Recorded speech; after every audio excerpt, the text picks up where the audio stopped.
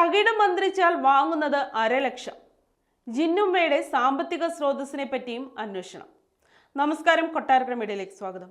പ്രവാസി വ്യവസായി കാസർഗോഡ് പള്ളിക്കര പൂച്ചക്കാട്ടെ അബ്ദുൾ ഗഫൂർ ഹാജിയുടെ മരണത്തിൽ പോലീസിനെതിരെ കുടുംബം. പ്രതികളുടെ പേരടക്കം നൽകി പരാതി നൽകിയിട്ടും ആദ്യഘട്ടത്തിൽ ബേക്കൽ പോലീസ് കാര്യമായ അന്വേഷണം നടത്തിയില്ലെന്നാണ് കുടുംബത്തിന്റെ ആരോപണം. പ്രതികൾക്ക് കർണാടകയിലടക്കം കണ്ണികളുണ്ടെന്നും അബ്ദുൾ ഗഫൂറിന്റെ ബന്ധുക്കൾ പറഞ്ഞു. 2023 ഏപ്രിൽ 14-നായിരുന്നു ഗഫൂറിന്റെ മരണം. സംഭവത്തിൽ വീടുകളിൽ പോയി ആഭിചാരക്രിയ നടത്തുന്ന മന്ത്രവാദിനി ഉദുമ മിത്തലെ, മാങ്ങാട് കുളിക്കുന്ന് സ്വദേശിനി KH ഷമീന എന്ന ജിന്നുമ്മ, ഭർത്താവ് ഉളിയത്തടുക്ക നാഷണൽ നഗർ സ്വദേശി TM ഉബൈദ് എന്ന ഉവൈസ്, സഹായികളായ പള്ളിക്കര കീക്കാൻ മൂക്കോട് ജിലാനി നഗറിലെ അസ്നിഫ, മധൂർ കൊല്ലിയ ഹൗസിൽ ആയിഷ എന്നിവരെ കഴിഞ്ഞ ദിവസം ക്രൈംബ്രാഞ്ച് അറസ്റ്റ് ചെയ്തിരുന്നു.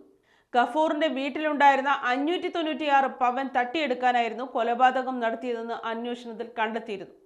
പ്രതികൾ അബ്ദുൾ ഗഫൂർ ഹാജിയുമായി അടുത്ത ബന്ധം സ്ഥാപിച്ചിരുന്നു. അദ്ദേഹത്തിൽ നിന്ന് സ്വർണവും വാങ്ങി. സ്വർണം തിരിച്ചു ചോദിക്കാൻ തുടങ്ങിയതോടെ പണം ഇരട്ടിപ്പിച്ച് നൽകാൻ സഹായിക്കാമെന്ന് പറഞ്ഞാണ് പ്രതികൾ സംഭവ ദിവസം വീട്ടിലെത്തിയത്. തുടർന്നായിരുന്നു കൊലപാതകം.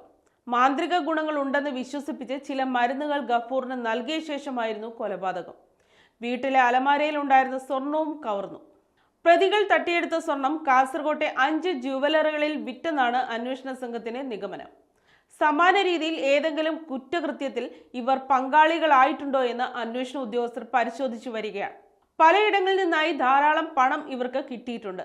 തകിട് മന്ത്രിച്ച് നൽകിയാൽ പോലും 50,000 രൂപയൊക്കെയാണ് ജിന്നുമ്മ കൈപ്പറ്റിയിരുന്നതെന്നാണ് സൂചന. ജിന്നുമ്മയുടെയും ഉവൈസിന്റെയും സാമ്പത്തിക ഇടപാടുകളെ പറ്റിയും അന്വേഷിക്കും.